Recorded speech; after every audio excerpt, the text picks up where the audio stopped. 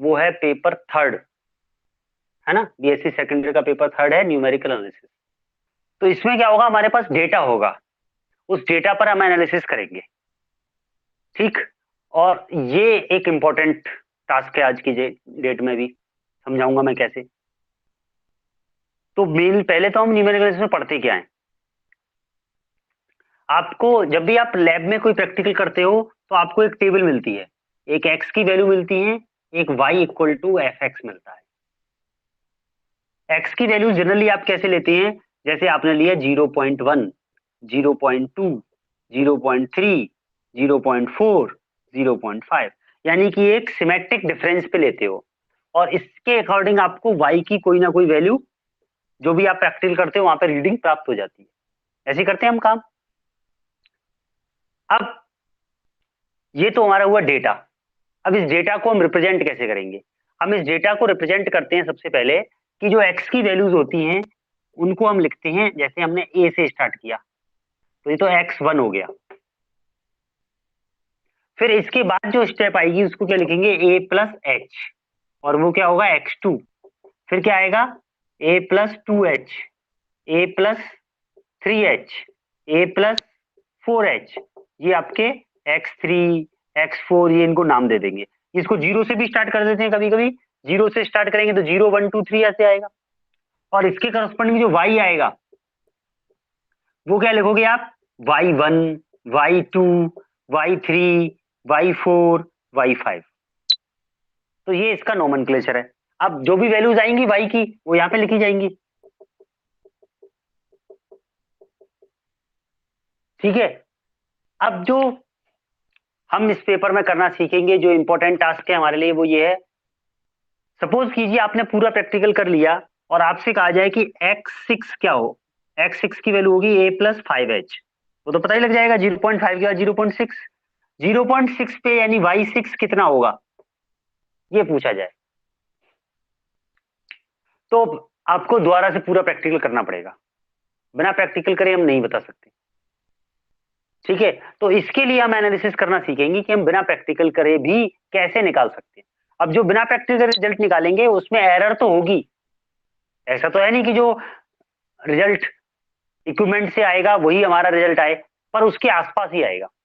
जैसे आपको पता है कि जो सेंसेक्स होता है, जनगणना होती है, सेंसस, जनगणना हर एक 10 साल बाद होती है, और वो डिके के फर्स्ट ईयर में होती है। दैट मीन्स लास्ट जनगणना हुई थी 2011 में, उससे पहले 2001 में, उससे पहले 1991 में, ठीक है। और अब जनगणना आएगी 2021 में, नए आंकड़े आएंगे जनगणना के। तो एक्चुअली ये जनगणना जो होती है वो काम तो 1 साल पहले ही चालू हो जाता है, 21 में तो आंकड़े आते हैं। तो इस बार कोरोना के कारण ये आंकड़े थोड़े से लेट आएंगे, दिसंबर तक आएंगे। अब यदि आज हमसे कोई कहे कि हमारे देश की जनसंख्या कितनी है, हमारे शहर की जनसंख्या कितनी है, तो हम बता सकते हैं। आप गूगल पे सर्च करोगे कोई ना कोई आपको रिजल्ट मिलेगा, लेकिन काउंट तो किया नहीं गया है। सेंसस तो कब हुआ था, 2011 में। 2011 में एक एक व्यक्ति का डेटा इकट्ठा किया गया और पता लगाया गया था भारत की जनसंख्या कितनी है, ठीक है, किसी शहर की जनसंख्या कितनी है। फिर आज कैसे पता चलेगा भाई, आज तो उतनी होगी नहीं, आज तो उससे ज्यादा होगी। तो कैसे बता पा रहे हैं आज कैसे होगी, वो ऐसे ही बता रहे हैं कि 1991 में पता है, 2001 में पता है, 2011 में पता है, तो उसी अकॉर्डिंग 2021 में कितनी होगी। तो कह रहे हैं 2021 में लगभग 135 करोड़ होगी। अब इसके आसपास ही होगी, या तो इससे थोड़ी सी कम या थोड़ी सी ज्यादा, 135 तो नहीं होगी ना एग्जैक्ट। तो ये न्यूमेरिकल एनालिसिस का एक इंपॉर्टेंट टास्क है। आप एजम्पशन एजम्पशन नहीं कहेंगे इसको, आप क्या करते हैं, कैलकुलेशन से वैल्यू निकालते हैं। अब जनसंख्या के आंकड़े में ज्यादा फेरबदल कब होगा, जब मान के चलो कहीं पर अकाल पड़ जाए, कई सालों तक किसी शहर में अकाल पड़ रहा है या किसी देश में अकाल पड़ रहा है, तो वहां के लोग क्या है, कहीं और चले जाएंगे। तो फिर मैथमेटिक्स वाला आंकड़ा काम नहीं करेगा, वो बहुत अंतर आएगा फिर उसके और वास्तविक आंकड़े में। या फिर क्या हो कि मान के चलिए वहां कोई युद्ध हो गया, गोलाबारी हो गई, बम फट गया, तो क्या होगा, वहां बहुत बड़ी जनसंख्या एक साथ मारी जाएगी, तब भी ये आंकड़े काम नहीं करेंगे जो इस तरह से रिजल्ट निकालेंगे। तो एक्सेप्शनल जो केस होते हैं उन केस में हमारे न्यूमेरिकल एनालिसिस के आंकड़े काम नहीं करते। दूसरा देखो इसका रिजल्ट एक और कैसे काम में लेते हैं हम इसको।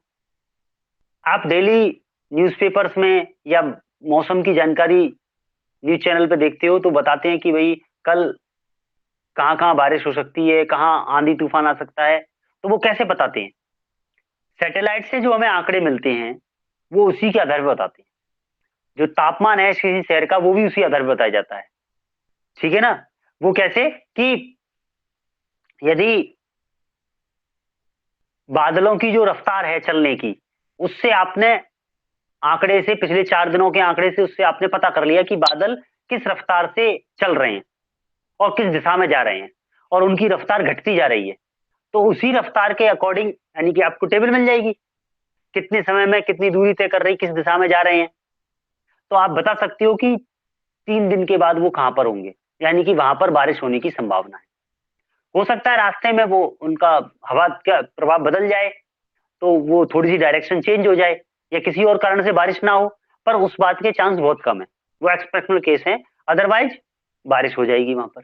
या ऐसे ही आंधी और तूफान का जो साइक्लोन होते हैं, साइक्लोट्रॉन होते हैं, या और बड़े तूफान आते हैं समुद्र में, उनका बता देते हैं ना कि 3 दिन बाद उड़ीसा में चक्रवात आएगा। तो कैसे पता चला? उस चक्रवात की जो गति है, जो सैटेलाइट से हमको इमेज मिल रही है, जो डेटा मिल रहा है, उस डेटा से हमने प्रेडिक्शन किया कि ये इतने घंटे के बाद या इतने दिनों के बाद यहाँ पे टकराएगा। अब उसमें थोड़ा बहुत चेंज आ सकता है, उसकी स्पीड कम या ज्यादा होगी तो। ठीक है ना? तो ये सब काम हम यहाँ पर करते हैं न्यूमेरिकल एनालिसिस में। इसी की हमको टेक्निक सीखनी है। अब ये ऐसा नहीं है एक टेक्निक है, बहुत सारी टेक्निक्स हैं। अलग अलग काम के लिए अलग अलग टेक्निक काम में लेती हैं। तो इस पेपर में हम वो टेक्निक सीखेंगे। और ये क्या है, आपने यदि फार्मूला बेस्ड पेपर है, फार्मूले आपको याद हैं, फार्मूले आपको अप्लाई करना आता है, ठीक है ना, तो क्वेश्चन गलत नहीं होगा। जो कैलकुलेटर है वो एग्जाम में अलाउड है, तो आप कैलकुलेटर लेकर के जाइए। 82 ms का कैलकुलेटर आपको परचेज करना है, साइंटिफिक कैलकुलेटर 82 ms। 82 ms का मतलब है 82 मेमोरी साइज। ठीक है ना? इससे बड़ा कैलकुलेटर आप लोगे, कैलकुलेटर बाहर से देखने में सारे एक जैसे होंगे, ठीक है, तो एग्जाम में आपको दिक्कत हो सकती है यदि फ्लाइंग आ गई तो। वो आपका केस भी बना सकते हैं, क्योंकि एग्जाम में जो अलाउड है वो केवल 82 ms का कैलकुलेटर ही अलाउड है। उससे ज्यादा का कैलकुलेटर आप यूज में नहीं ले सकते। Non programmable 82 ms scientific calculator. तो ये कैलकुलेटर आप सब लोग ले लो, हम सीखेंगे कैलकुलेटर चलाना।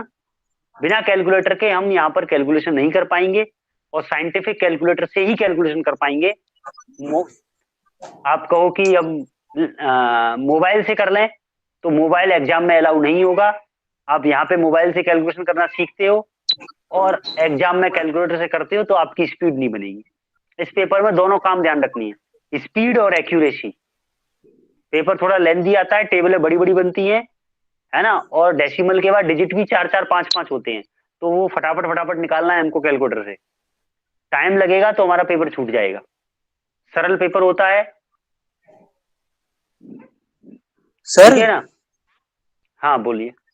मैडम ने ऐसे बोला था कि मेड इन चाइना मत लाना क्योंकि वो प्रोग्रामेबल होता है FX हाँ वही तो 991। हाँ हाँ हाँ, वो नहीं लाना है। 82 ms का आप non programmable scientific calculator, sir मैं तो आपको फोटो खींच के मेड इन दिखा ठीक दूं। है, चाइना मत लाना भाई। हैं? फोटो खींच उनको के बोल दिखा दो दूं। सर मेड इन चाइना नहीं लाए। अरे नहीं, उसके ऊपर 82 ms लिखा हो, आप तो इतना देख लेना, उसके अलावा कोई दिक्कत नहीं। मैं भेज दूंगा सर अभी फोटो उसकी। स्टेशनरी पे मिल अभी जाएगा फोटो ना डाल सर? देना। स्टेशनरी हाँ पे। स्टेशनरी पे मिल जाएगा। ठीक है। Scientific calculator 82 ms scientific calculator, ठीक है। ठीक है। तो ये ले लो, अपन क्लास स्टार्ट करते हैं कल से, ठीक है।